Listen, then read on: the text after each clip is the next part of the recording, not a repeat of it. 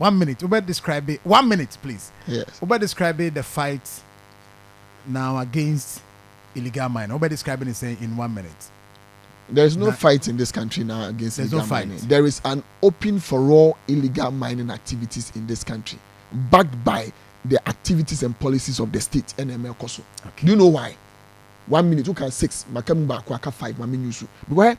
It's very important to talk about it. Yen animal buy ya ombe revoke license is 287. Me can want say ebema illegal small scale mine activities na koso. Ya mo obi krata. Ya chen baby onko two from a good year. Oba as magic krata ne for them. Do you know that they did that in October 2025? And omo agents license ni na. It is any panel license ni na from say dey adman na person mo kokoye. You are only emboldening them so mo ko enti na ne na nanu mu nyina who said the republic led by his excellency John Dramani Mahama has failed. Ti na nanu mu na ko from no fa nsuo.